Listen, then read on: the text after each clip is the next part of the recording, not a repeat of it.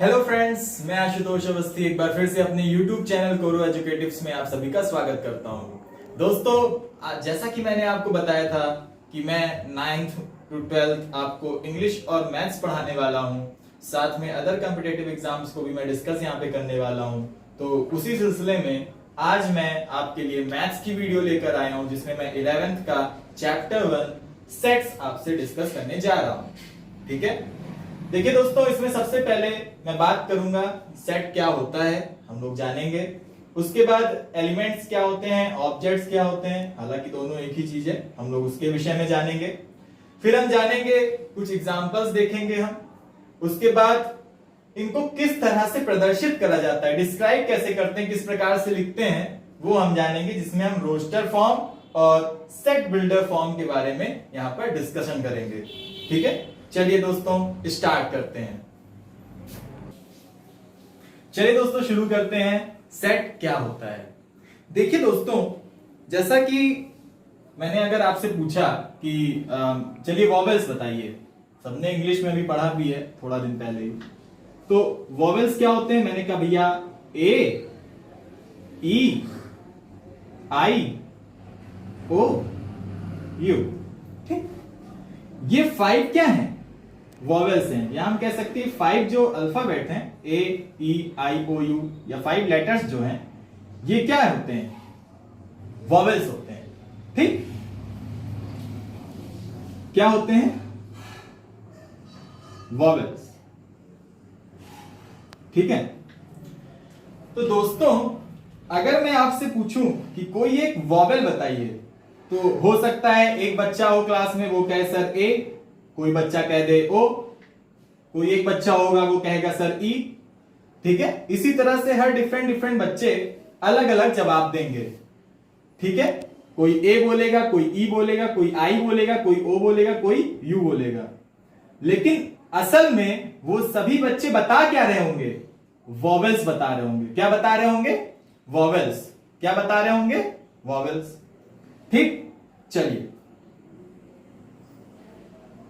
यहां देखिए,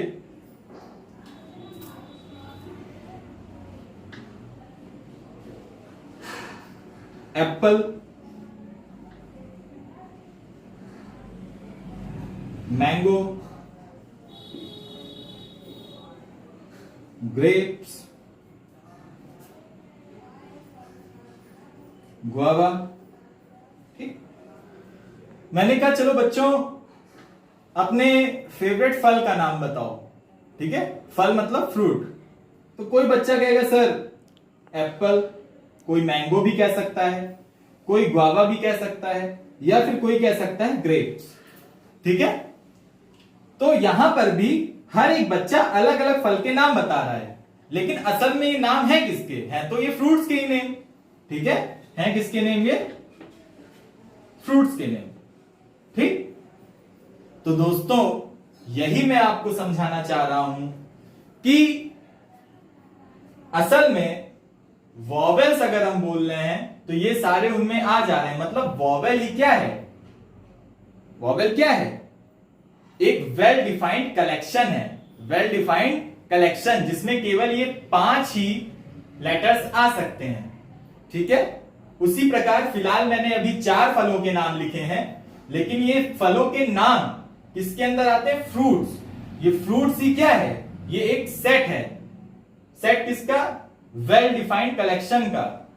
कौन से कलेक्शन का? फलों का। ठीक है, तो कुल मिलाके मेरा कहने का मतलब यह है दोस्तों कि सेट क्या होता है? सेट एक प्रकार का वेल डिफाइंड कलेक्शन होता है। वेल डिफाइंड कलेक्शन, ये पहले से ही बता दिया गया है ना कि ए, ई, आई, ओ, यू क्या होते हैं? वॉवेल्स होते हैं। पहले से ही हमें पता है कि एप्पल, मैंगो, गुआवा, ग्रेप्स ये सब क्या होते हैं? फ्रूट्स होते हैं। ठीक है, मींस ये वेल डिफाइंड है, पहले से हमें एकदम डिफाइन कर दिया गया है। ठीक है, बात समझ में आ रही है यहां तक? ठीक, तो एक वेल डिफाइंड कलेक्शन अगर हम देखें, कलेक्शन किन चीजों का? ये सब जो होते हैं, जो एक वेल डिफाइंड कलेक्शन मतलब एक सेट के अंदर आने वाले ये जो एंटिटीज हैं, इनको हम कहते हैं दोस्तों एलिमेंट्स। इनको क्या नाम दिया गया है? एलिमेंट्स। अभी ये तो जान लिया कि ए ई आई ओ यू ये सारे क्या है, वॉवेल्स, लेकिन अपने आप में अगर देखा जाए तो ये क्या है, एलिमेंट्स। ये क्या है, एलिमेंट्स या फिर ऑब्जेक्ट। एलिमेंट्स या फिर ऑब्जेक्ट्स, इन्हीं को क्या कहते हैं, एलिमेंट्स या फिर ऑब्जेक्ट। तो दोस्तों वॉवेल क्या हो गया, ये सेट नेम हो गया, और इसके अंदर आने वाले ए ई आई ओ यू क्या हो गए, हमारे ऑब्जेक्ट्स हो गए। क्या हो गए, ऑब्जेक्ट्स। मुझे लगता है आप लोग को समझ में आ गया होगा। तो अब मैं अगर क्लियरली बोलूं तो क्या होगा, 1 मिनट का टाइम दीजिए, जरा रब कर दूं दोस्तों। तो अगर मैं क्लियरली बोलूं तो सेट क्या होता है, a well defined collection of well defined collection of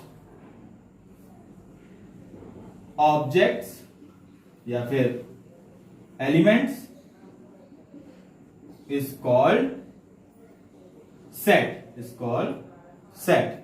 ठीक है, वॉवेल क्या है, सेट का नाम है, जिसके अंदर ए ई आई ओ यू क्या है, ये हमारे एलिमेंट्स हैं, ये हमारे एलिमेंट्स है। वेल डिफाइंड इसलिए है, देखिए एक टर्म आया है वेल डिफाइंड। क्या आया है, वेल डिफाइंड। भैया वेल डिफाइंड क्यों है, क्योंकि हमें पता है भाई साहब कि वॉवेल्स कितने होते हैं, यही 5 होते हैं, ए ई आई ओ यू। ठीक है, तो अ वेल डिफाइंड कलेक्शन, देखिए सबको एक साथ लिखा गया है ना, एक कलेक्शन बनाया गया है ना। तो a well defined collection of, अभी मैंने बताया उस कलेक्शन में जो अंदर एंटिटीज आती हैं वो क्या कहलाते हैं, एलिमेंट्स या फिर ऑब्जेक्ट। तो भैया a well defined collection of objects या फिर एलिमेंट इज कॉल्ड सेट। ठीक है, उसी को क्या कहते हैं, सेट। उसी को क्या कहते हैं, सेट। क्लियर है दोस्तों, सेट आपको समझ में आ गया, हाँ सेट समझ में।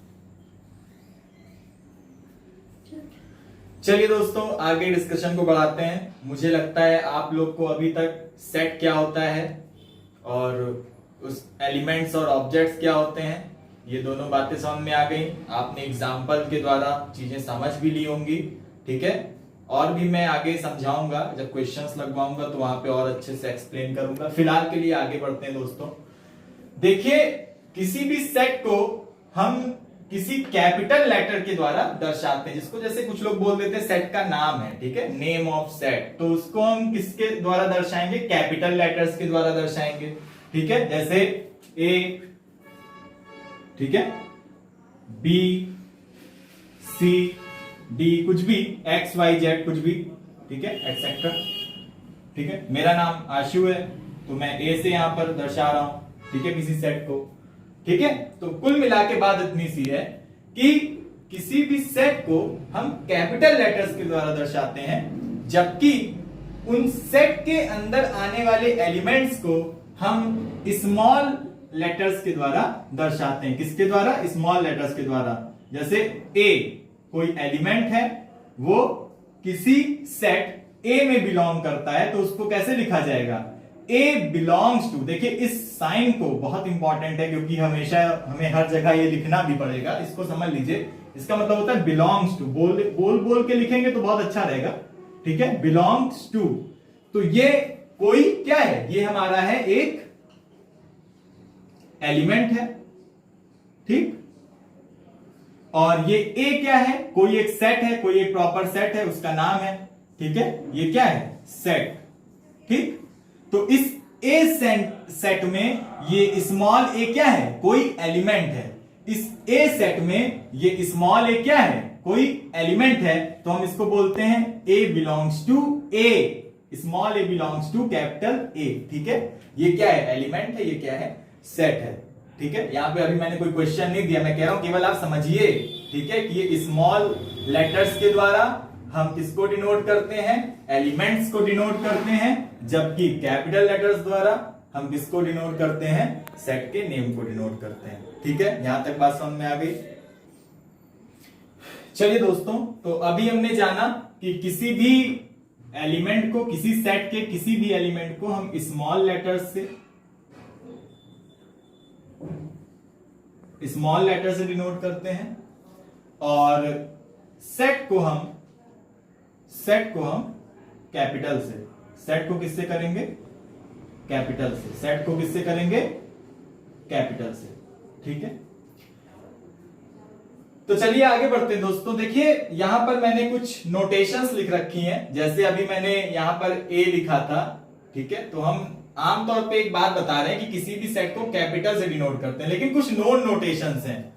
ये नोन नोटेशंस बेटा बहुत इंपॉर्टेंट है, इसको हमें हमेशा याद ही रखना है, क्योंकि क्वेश्चंस में डायरेक्टली देगा, वहां पे हमें लिखना पड़ेगा कि एन, वो दे देगा कि नेचुरल नंबर्स है, सेट नेम क्या है? Natural number. तो हमें पता होना चाहिए ना एन, इंटीजर्स बोल दिया तो पता होना चाहिए जेड। ठीक है, तो यहां पर कुछ नोन नोटेशंस हैं जिसको इसी तरह से हमको याद रखना है। ठीक है, जैसे कैपिटल एन क्या होता है?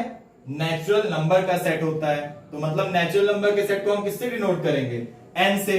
उसी तरह इंटीजर्स को किससे डिनोट करेंगे? जेड से। ठीक, उसी तरह रियल नंबर्स को किससे करेंगे? आर से। उसी तरह रेशनल नंबर्स को कैसे डिनोट करेंगे? क्यू से। लाइकवाइज होल नंबर्स को डब्ल्यू से। और चलिए कमेंट बॉक्स में एक आंसर बताइएगा कि आर प्लस अगर लिखा हुआ है, आर प्लस, तो इसको किस चीज से, ये किसका डिनोशन है, किसका नोटेशन है? ठीक है, आर प्लस किसका नोटेशन है? ये आंसर मुझे कमेंट करके बताइए आप लोग। ठीक है, कमेंट में इसका आंसर मुझे चाहिए, क्योंकि मैं जब पढ़ा रहा हूं तो मुझे पता तो चले आपको चीजें समझ में आ रही है या फिर कुछ चीजें पहले से पता है कि नहीं। ठीक है, तो ये दोस्तों थी कुछ नोन नोटेशंस। अभी मैंने क्या कहा? एन क्या है? नेचुरल नंबर्स है। जेड क्या है? Integers. R real numbers. Q rational numbers. W whole numbers. दोस्तों प्लीज इसको राइट डाउन करिएगा कॉपी में अच्छे से, और अच्छे से याद भी कर लीजिएगा, बिल्कुल रट सा लीजिए, क्योंकि वहां पर क्वेश्चन लगाते वक्त ऐसे कंफ्यूजन नहीं होने चाहिए। चलिए आगे बढ़ते हैं दोस्तों। चलिए दोस्तों अब आगे डिस्कशन को बढ़ाते हैं थोड़ा सा। अब हम समझेंगे कि इसको डिनोट कैसे करते हैं, जैसे लिखने का तरीका क्या है। ठीक है, किस तरह से प्रदर्शित करा जाएगा, लिखा जाएगा। अगर हमें कोई क्वेश्चन मिल जाता है तो हम उसको किस तरह से करेंगे, तो उसको करने के दो तरीके बताए गए हैं। पहला तरीका है हाउ टू डिनोट और स्पेसिफाई अ सेट को करने का पहला तरीका है रोस्टर फॉर्म। क्या है? Roster form. ठीक है, डिनोट करने का पहला तरीका है रोस्टर फॉर्म। इसी को टैबुलर फॉर्म भी बोलते हैं, इसको एक नाम और दिया गया है टैबुलर फॉर्म। ठीक है, दोनों एक ही चीज है, इसमें कोई कंफ्यूजन नहीं होना चाहिए। चलिए, तो इसमें करते क्या है कि हम ब्रेसेस का यूज करते हैं, और इन ब्रेसेस के अंदर एलिमेंट्स को लिखते हैं। किसको लिखते हैं? एलिमेंट्स को लिखते हैं। किसको लिखते हैं दोस्त? एलिमेंट। तो दोस्तों कैसे करते हैं? ब्रेसेस के बीच में एलिमेंट्स लिखते हैं। ठीक है, और उनमें एक खास बात और हमें याद रखनी कि एलिमेंट्स के बीच में हम क्या कॉमा का प्रयोग करते हैं। ए बी सी, सपोज करा ये ए बी सी क्या है? किसी सेट के एलिमेंट्स हैं, तो इन सभी एलिमेंट्स को सेपरेट करने के लिए हम कॉमा का प्रयोग करते हैं। किसका प्रयोग करते हैं दोस्त? कॉमा का। ये भी एक तरह का क्या है? पंक्चुएशन मार्क है। इंग्लिश के वीडियो लेक्चर्स में आपको मैं उसमें डिस्कशन करूंगा।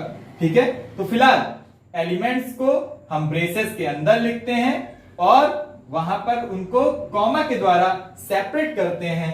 यही हमारा रोस्टर फॉर्म के द्वारा सेट को डिनोट करने या स्पेसिफाई करने का एक तरीका है। ठीक है दोस्तों, तो चलिए अब कुछ क्वेश्चंस के द्वारा हम चीजों को समझते हैं। चलिए दोस्तों, अब हम कुछ एग्जांपल्स के द्वारा चीजों को समझने की कोशिश करते हैं। फिलहाल अभी तक मैंने आपको समझा दिया है कि सेट क्या होता है।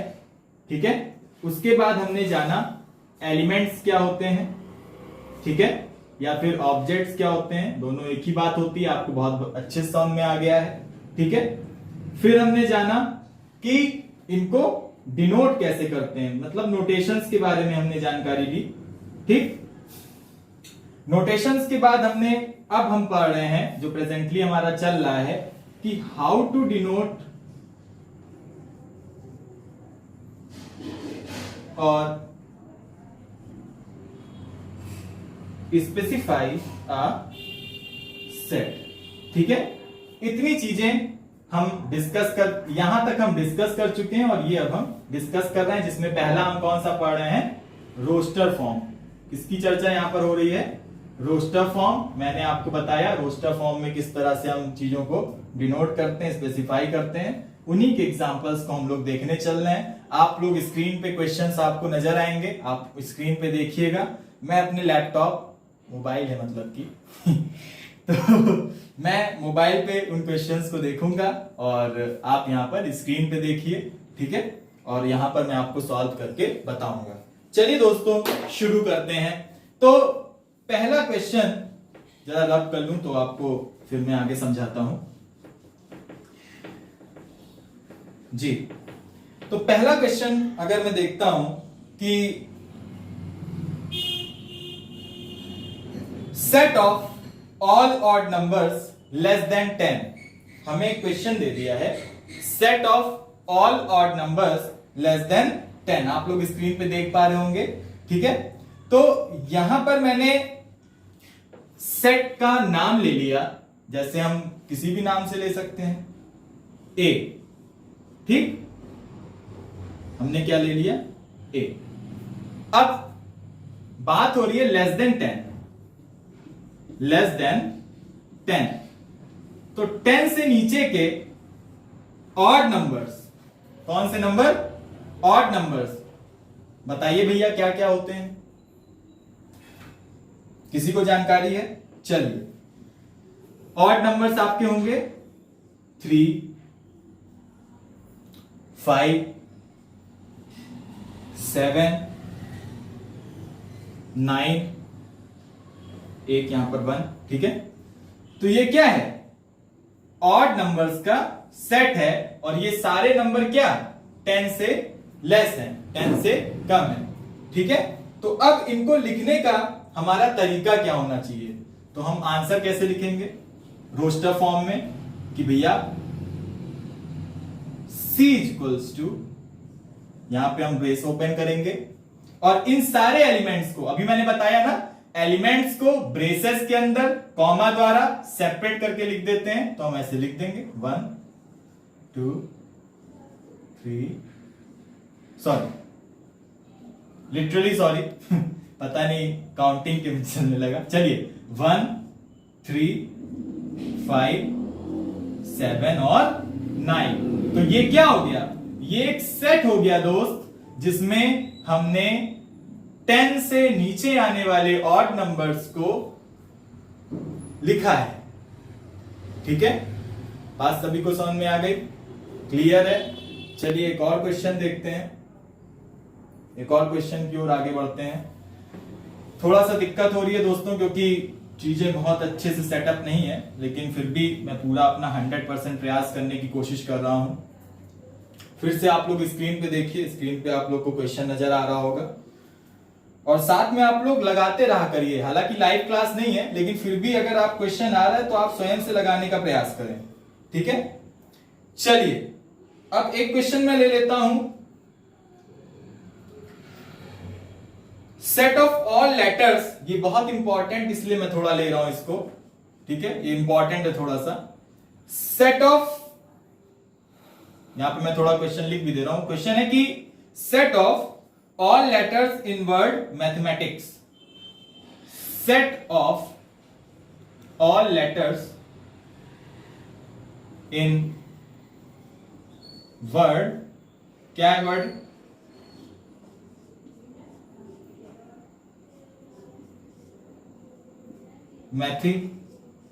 मैथमेटिक्स, ठीक है। तो अब इसको करने का हमारा तरीका क्या है, simply D is equal to, हम क्या लिखेंगे, D इक्वल्स टू, ब्रेसेस हमारे ओपन हो जाएंगे और ब्रेसेस ओपन होने के बाद हम लिखेंगे M, फिर A, फिर T, फिर H, फिर E, ठीक है। उसके बाद देखिए दोस्त, अब फिर से M आ गया, A आ गया, T आ गया।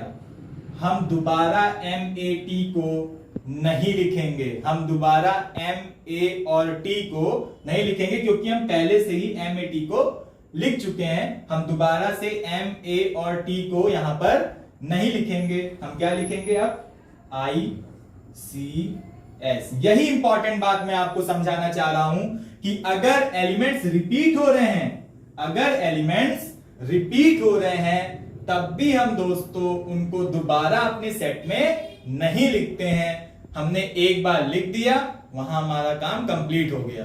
ठीक है, बार बार लिखने की कोई आवश्यकता नहीं है, बार बार लिखने की कोई भी आवश्यकता नहीं है दोस्तों। यहां तक मेरे हिसाब से आपको बात समझ में आ गई होगी कि हम किसी भी लेटर को रिपीट नहीं करेंगे, किसी भी एलिमेंट को रिपीट नहीं करेंगे। नोट डाल के लिख लीजिएगा, elements in a set can be repeated. ठीक है, लैंग्वेज है दोस्त, अपने हिसाब से बना लीजिएगा, कोई दिक्कत नहीं है। मुझे लगता है यहां पर आपको बात समझ में आई। ठीक है, सबको समझ में आ गई है। एक बार फिर से एक लास्ट पॉइंट से मैं आपको कंप्लीट यहां पर दिखा दूं कि अभी तक हमने क्या समझा। देखिए, मैंने अभी आपको बताया था ये क्या लिखा हुआ है, सी। क्या लिखा है, ओके दोस्तों, सॉरी थोड़ा सा दिक्कत हो रही है इंक में। ये क्या लिखा है, सी। मैंने क्या बताया था, किसी भी सेट के नाम को हम कैपिटल लेटर से दर्शाते हैं। देखिए, बिल्कुल कैपिटल लेटर है, कैपिटल लेटर है। क्या है, कैपिटल लेटर है। किसको दर्शा रहा है, ऑड नंबर्स लेस देन 10। ठीक, बात समझ में आ गई। उसके बाद ये सारे क्या हैं, ये सारे क्या हैं, एलिमेंट्स हैं। ये सारे क्या हैं, एलिमेंट्स हैं। ये सारे क्या हैं, एलिमेंट्स हैं। ठीक, और इसको कॉमा के द्वारा सेपरेट करा गया है। इसलिए ये जो तरीका हमने डिस्कस करा, ये तरीका क्या है, रोस्टर फॉर्म का है। ये रोस्टर फॉर्म का या फिर टैबुलर फॉर्म का तरीका है किसी भी सेट को स्पेसिफाई करने का। यहां तक बात मुझे लगता है आप सभी को समझ में आ गई होगी। ठीक है, तो आप लोग याद रखिएगा। चलिए दोस्तों, आगे डिस्कशन बढ़ाते हैं। चलिए दोस्तों, वीडियो कुछ ज्यादा ही लंबा हो जा रहा था, इसलिए अभी मैं अपने वीडियो को यहीं पर रोक रहा हूं। तो सेट बिल्डर फॉर्म को मैं नेक्स्ट पार्ट में डिस्कस करूंगा और कोशिश करूंगा कि, हालांकि बहुत ज्यादा शॉर्ट में मैंने पढ़ाया दोस्तों, इसलिए आप अपनी ओर से मेहनत जारी रखिए। कमेंट बॉक्स में अपने क्वेश्चंस को पूछिए, मेल्स में पूछिए, जितनी भी आपको प्रॉब्लम्स आ रही हैं मेल्स या कमेंट के द्वारा आप लगातार हमसे पूछ सकते हैं। बहुत जल्द आपको मैं अपना टेलीग्राम ग्रुप भी बता दूंगा, जिस पे आप क्वेश्चन पूछना शुरू कर सकते हैं। फिलहाल दोस्तों, अगर वीडियो अच्छा लगा हो, आपको हमारा लेक्चर पसंद आया हो दोस्तों, keep subscribing our channel, stay tuned. Thank you so much. बहुत ज्यादा शेयर करिए, अपना प्यार हम पर बनाए रखिए। Thank you so much guys, love you all.